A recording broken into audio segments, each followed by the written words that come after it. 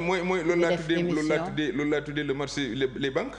Mais li garaaw ci marché financier UEMOA bi mooy day nërmel suñu économie day nërmel suñu banques yi je te dis comment. xam nga tey man su ma amee sama 20 millions war ko déposer ci banque bi ne dama bëgg ñu defal ma ko DAT dépôt à terme ma ne 5 ans laa koy négocier. dañ naan ma dañ la jox 3% wala dañ jox 1% wala ñu jox 2% en fonction du montant. Mais d'habitude ba 5% nit ñi daan am mais ñooñu ay milliards la ñuy déposer mais ñi am xaalis boobu. war a déposer sur 10 ans DAT ñu ne dañ la fay 3% wala 5% mais tu préfères aller à 3 ans mu mûrir ñu jox la 7%. 7% oui te loolu la ñuy def ci UEMOA. merci oui. Loolu la ñuy def nag loolu moo tax nag gaa ñiy jël seen xaalis génne ko ci banques yi. kon léegi tey banques yi dootuñu am xaalis te bu banques yi amul xaalis dootuñu mën a financer peut-être les góorgóorlu ak. déjà les banques ne finançaient pas. en tout cas conditions yu difficile la woon. pour accéder buñ ci bëgg a teg nag encore léegi la situation bi nga xam ne moom la ñuy dund. Parce que les entreprises yi nga xam ne ñoom ñooy liggéey ak état bi surtout le BTP seen déficit dafa yeewu ñu ngi licencier état bi li mu lay dee presque gaañ wax dette bi ay 300 milliards de francs CFA. Mais quand même état boo xam ne mënul tabax état boo xam ne mënul fay boru entreprise locales yi état boo xam ne li muy jël mooy day fay bor pour fay service de la dette parce que banques yi il faut nga fay leen bu jotee. Ensuite il faut nga fay fonctionnaires yi pour bañ coow mais je me dis fu ñu jëm situation boobu bu amee. ñoom ñoo war a dellu seen xel xam ne réew mi ñëpp ko bokk que du ñoom rek ñoo bëgg Sénégal waaye am na ñu leen ko gën a bëgg am na ñoo xam ne ñoo leen ko gën a xam nuñ koy liggéeyee parce que mos nañ koo def. mais toog wax ak ñoom. créer les conditions d'un rassemblement d'un large rassemblement national autour de cette question du Sénégal ku ko waxul nguur gi waxoo leen li nga xam ne mooy dëgg ku leen waxul ne seen démarche solitaire bi du jëm kër.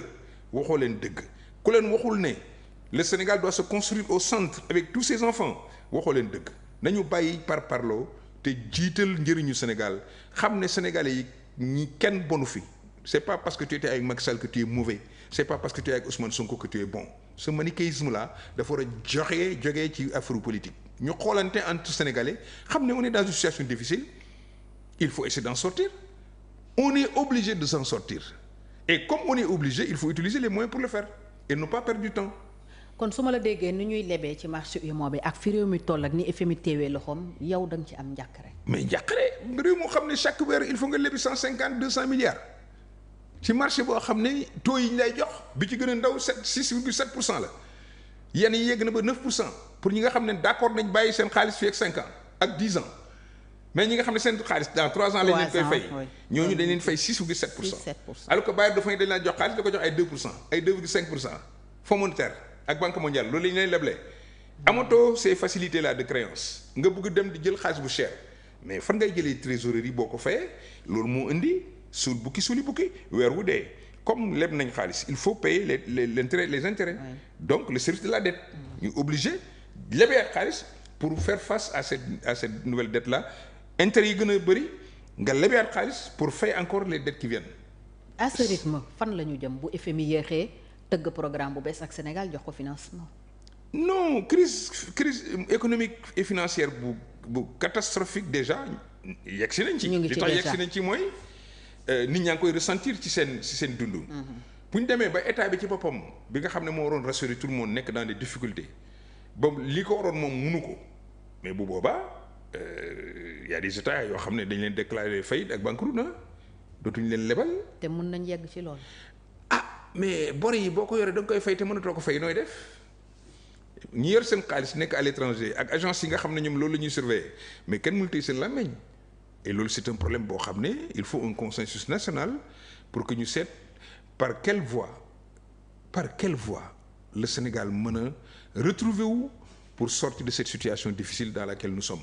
bu kenn wax ne diw la ñi fi nekkoon def nañ li leen war a leb nañ waaye lañ lebit mën ngañ ci dut baram ni lii di leb nañ ko tabax nañ ko leb nañ defar nañ BRT leb nañ defar nañ TER leb nañ defar nañ autoroute yi leb nañ fexe nañ ba courant bi nekk aujourd'hui à 1500 mégawatts leb nañ defar nañ ay port leb nañ defar nañ pont yi leb nañ def nañ écoles yi def nañ université def nañ hôpitaux yi ñun ñoo ko war a fay. Et c'est normal que un état fonctionne comme ça depuis ab Senghor ba léegi Sénégal a ngi leb état bu ñëw da ngay fay bor yooyu leb yeneen bor liggéey. ñii nañ leb mais nañ liggéey mais di leb ba pare te mënu ko investir c'est un problème. oui, investissement wu 2 milliards moom ça veut dire que. 2,8 milliards. waaw 2,8 milliards mu nekk seen document 2 milliards 800. waaw. alors FMI moom rapport lay xaar audit bi mu ne autorités yi nee nañ ñu ngi koy def loolu tam c'est problématique est-ce que yaakaar nga ne à travers un rapport ou des audits mun nañu génnee preuve yi FMI di laaj parce que FMI quand on lit entre les lignes il ne s'agit mooy pas ay de preuve le Fonds monétaire li mu bëgg mooy ñu jox ko la situation exacte du pays. d'accord te bu ñu ko joxee la situation exacte du pays lañ doon tuumal Macky Sall lu raw loolu la ñuy gis. moo fi ne te FMI lu rek lay xaar que l'État du Sénégal soit transparent avec moom ne ko man de sama bor fii la toll man de sama dette fii la toll ñii laa ko yoreel man de sama croissance nangam la ci yaakaar te loolu ñoom mënuñ leen nax parce que ñoom mën nañ calculer ratio yi donc li Sénégal li Fonds monétaire soxla mooy l'État de la nation. Sénégal fi mu toll tey Sénégal xoolul kan mooy Abdou Diouf xoolul kan mooy Macky Sall xoolul kan mooy Diomaye Faye. li ko intéressé mooy un état mooy le Sénégal. quel est l'état de santé de la santé financière du Sénégal. man naka laa mën a collaborer ak ce pays là. mais surtout il faut normaliser nos relations diplomatiques avec les grands pays. la France notamment. la France les États-Unis tous les grands pays. parce que mi ngi jëm États-Unis le 9. waaw bon ki leen soxla moo leen woo. Trump moo soxla teg ay loxoom ci ressources yi nga xam ne ñoo nekk en Afrique de l'Ouest comme ni ko yeneen nations yi bëggee moo tax mu woo leen. kon looloo waral mini sommet bi. yan la woo est-ce que woo na yeneen pays Afrique de l'Ouest la woo ay pays kenn rek la moo jógee ci yeneen Afrique centrale est-ce que Afrique centrale la oui je pense Afrique centrale mais ñëpp Afrique de l'Ouest lañu lim soxla mooy avoir une comme xam na ne y a des problèmes déjà chinois yi ñu ngi yëngatu ñoom yàgg nañ fi. te ñu ngi ñëwaat ñu ngi gën a ñëwaat. surtout après voyage dara Chine ak France ak Italie ak Argentine ak États-Unis ci yem tous les pays seen coopération pour seen njëriñ la. les pays n'ont pas des amis. déedéet ils n'ont que des intérêts à défendre. du rek da nga changer maître muy France nga bëgg ko dem tudd sa maître bees bi nga ne da nga ko tuddee Chine encore que la Chine est un partenaire privilégié du Sénégal depuis tout le temps. dara beesu fi. kon amul lu bees. dara beesu fi. la preuve xanaa tu n'as pas vu le compte rendu fait par les journaux chinois sur l'audience avec le président Xi. Le président Xi a été très clair. Le Sénégal est un partenaire privilégié. waxul Ousmane Sonko waxul Diomaye Faye c'est le Sénégal.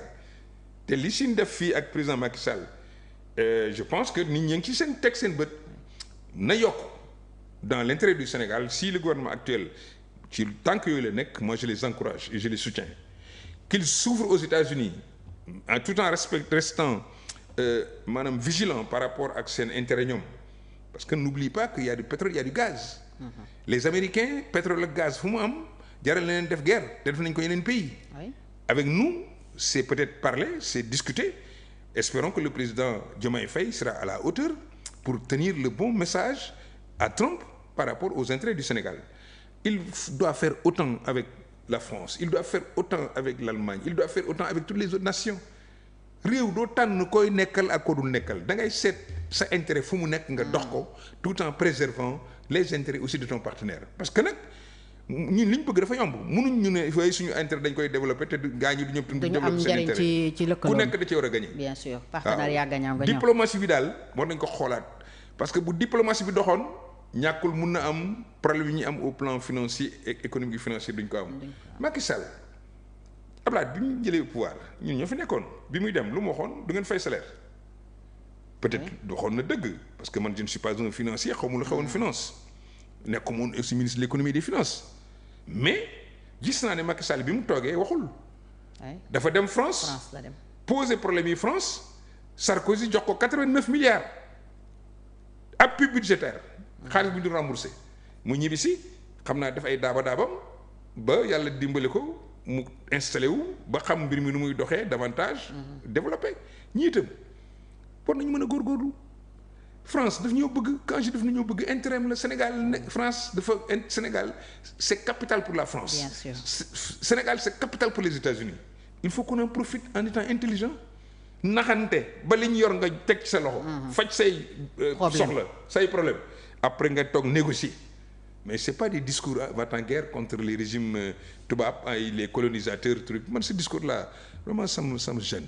alors booy wax loolu peut-être sa xel mënul bañ a dem ci sortie bi premier ministre def keroog bi France États-Unis lankale visa gaynde yu jigéen yi doon jongante ci wàllu basket waroon dem